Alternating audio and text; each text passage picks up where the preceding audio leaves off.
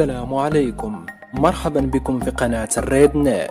لا تنسى الاشتراك والإعجاب بالفيديو ليصلك جديدا. أنا هذا تبون أستاذ رمضان الأوراق، ما رأيك؟ بنأخذ ربما البعد الخارجي معك. أي صورة في مقابل تبون كنا نسمعه ما يتحدث. هناك من يريد تركيع الجزائر، لا يذكرون إلا الأشياء السيئة، وفي نفس الوقت يقول الوكالة أجنبية قالت بأنه ما حققته الجزائر لم تحققه دولة أوروبية. أشكركم على الاستضافة وعام سعيد، وأن تكون الجزائر بخير في العام القادم. طبعا إجابة على ما قاله الأستاذ عبد المجيد تبون أنه يقرأ ما يكتب في وكالات الأنباء، أنا ربما يقصد روسيا اليوم أو بعض الوكالات من المعسكر الشرقي أو في الصين. أظن مثلا الرئيس يجب أن يراجع التقارير الاستخباراتية، تقارير الخبراء، وكما أعرف أن لديه لجان ومجموعات ومؤسسات ومعاهد استراتيجية وما شابه. عليه أن يراجع تلك التقارير من الهاوية التي سنذهب إليها طالما هم يقومون بهذا الأداء السيء. بخصوص الأداء الخارجي، طبعا أؤكد بأن الملف الجزائري الخارجي أصبح خطيرا وأصبح قاب قوسين. لماذا؟ لأن الجزائر انخرطت في المعسكر الروسي الصيني الذي الآن يواجه الجبهة الأورو أطلسية. وكما تعرفون أنه تمت مناورات عسكرية وأتت مثلا سفن من البحر الأسود الروسي، مثلا ديمتري روغاتشوف وغريغوريتش، وهذه القطعة الحربية التي كانت إجابة لطبعا مناورات أخرى أورو أطلسية في المنطقة. ونؤكد بأن شمال إفريقيا، تونس والجزائر والمغرب وبعض الدول في هذه المنطقة أصبحت الآن مستقطبة من طرف القطبين الرئيسين، نقصد الأورو الأطلسي وكذلك الصين وروسيا. مثلا هنا في البحر الأسود كانت مناورات سي بريز التي تقوم بإدارة الولايات المتحدة وأوكرانيا وتركيا، وهناك دولتان شاركتا، هناك المغرب وتونس شاركتا في هذه المنظومة. إذا أنا أفهم من هذا القراءة أن تونس والمغرب أصبحتا جزء يتجزأ من المحور الأورو أطلسي، رغم كل ما يقرأ أن تونس هي قريبة من النظام الجزائري وهناك صداقة، وقمنا بتقديم بعض المساعدات المالية للنظام،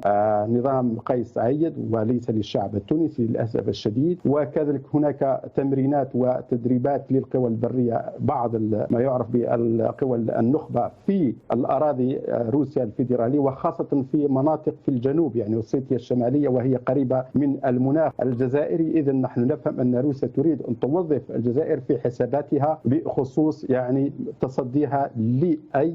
طبعا هناك التراشق الدبلوماسي مع الجارة المغرب، وهناك كما نعرف تطبيع بين إسرائيل والمغرب. وأؤكد بأن روسيا وإسرائيل هما حليفتان، وليس من يقول أن روسيا ستنقذنا من أي تحرش يأتي من المغرب عبر أو بمساعدة من إسرائيل، فإن روسيا ستكون بجنب الحسابات الإسرائيلية، الشيء الذي نراه مثلا في الشرق. ولكن ربما في المقابل روسيا عندما حاولت صحف جزائرية، صحيفة جزائرية، القول بأن هناك توتر بين موسكو والرباط، الخارجية الروسية خرجت ببيان شديد اللهجة ونددت بهذا وقالت هذا غير صحيح، في سابقة في تاريخ الخارجية الروسية، وأنه في قضية ربطا بالمغرب، في قضية في الأمم المتحدة، في القرار الأممي حول الصحراء، روسيا لم تصوت ضد القرار الذي خدم المغرب عمليا، كان ضد الجزائر، القرار الأمريكي طبعا.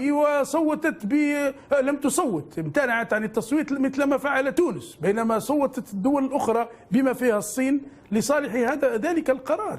طبعا أنتم أجبتم على هذا السؤال، فروسيا لها مصالحها الاستراتيجية وليس لها أصدقاء، فهي كذلك تحاول أن تستقطب المغرب الأقصى لحساباتها وتقدم مزايا وتقدم حتى ما يخص مثلا التصنيع في الأدوية، تصنيع التلقيح كما ذكرتم. طبعا هذه دلالات على أن الروس لا يؤتمنون في هذه المرحلة، في أي لحظة يستطيعون أن يتنازلون ويقدموا الجزائر قربانا لحساباتهم الاستراتيجية مع الغرب. علينا أن نعتمد على نفسنا وعلى ذاتنا في الإنتاج في الأمن الغذائي، ولدينا طاقات، نعرف أن الجزائريين لديهم عبقرية ولدينا كل شيء، ولكن للأسف الشديد الفساد والتعسف الأمني والقهر، وكذلك وكما جاءت تقارير حقوقية بأن النظام الجزائري يقهر الكثير من الحقوقيين ومن الساسة ومن المعارضة، وهذا نستطيع أن نقول مؤشر خطير. هذا الموضوع هذا المحور ناقشناه على كل أمس لكي لا نعم توتر والمغرب واتهامه بالوقوف وراء كذلك حرائق في منطقة قبائل. لأول مرة قائد أركان الجيش في تاريخ الجزائر يسمي المغرب ويتهجم عليه بالاسم، وأيضا المغرب حاضر في وسائل الإعلام، آخرها في انتقاد البنك العالمي لأنه لم يذكر الفقر في المغرب، طالبته أن يتحدث عن الفقر في المغرب في قضية قتل الجزائريين اللي كانوا يسوقوا الشاحنات الثلاثة. الناس راهم يستناو في لونكات ديالكم، والشعب راهو يستنى في الردة تاع الفعل تاعكم. ويبدو انه شنقريحه راهو شايد في كرة القدم، يبدو انه المخابرات في الجزائر راهي شايده في كرة القدم، لانهم عندهم عقلية تاع جبروت، عندهم عقلية تاع طغاة، يظنوا على انه هذا الشعب ما يفهمش، اعطيله كرة القدم ونكلخوه. البنك الدولي ضرب لكم الشتاء، ما سبكمش، قال لكم زلزال اقتصادي وعندكم كوارث طبيعية، وقال على أنه الجزائر عندها إمكانيات وبالقدرة ديالها وممكن يعني تخرج من هذا الزلزال. يعني مدحوكم، يخرج مجاهد، وما أدراكم ما المجرم مجاهد، يقول لهم أنه ماشي البنك الدولي اللي كتب علينا، وفي دقيقة من بعد يقول لهم البنك الدولي دائما وراء الجزائر. فهم روحك يا غبي، فهم روحك يا واحد المجرم. من جهة ماشي البنك الدولي اللي كتبوه مجهولين، ومن جهة تقول على أنه البنك الدولي يعني جايبها عقابكم. فهم روحك. فهمتوا وراه الفشل؟ فهمتوا وراه الرداءة؟ اليوم اللي راهم في لي ريداكسيون وين يكتبوا الجورنال تاع الكذب تاع الوطن والسوار وشهاب بريس وطريق نيوز، كلها تاع مخابرات، كلها راهي تحت الرونجرز. حتى هذاك المعتوه اللي راهو يدير المنتدى ولا الملتقى ولا المؤتمر تاع الخبر اللي كانت عنده الحصة المفقودة، هذاك المعتوه. نحن هما الصحافة، نحن هما الإعلام أيضا بطريقتنا. يرحم والديك قول لي شحال كاين في اللايف، مانيش نشوف اللايف شحال كاين. عفوا 900. الله يبارك. راهم يقول لي هناك 900 على اللايف، عفوا 500. راهم يقول لي عندك 500 على اللايف الآن، راكم 500. نحن عندنا أكثر من مواقع، أكثر من المواقع تاع الإعلام تاع. اسمعونا يا شعب الجزائري، اسمعونا جيدا. الأمم المتحدة وقضية مع المغرب والجزائر صفر انتخاب عليها، والعمامرة كان يقرأ القرآن في الطائرة وقتها.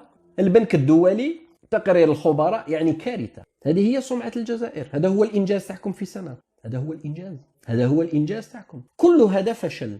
ويخرج شنقريحة يتكلم ويقول على أنه البنك الدولي يغير من الجزائر وأعداء تغير من الجزائر. علاش؟ لأنه الجزائر ربحت كأس العالم.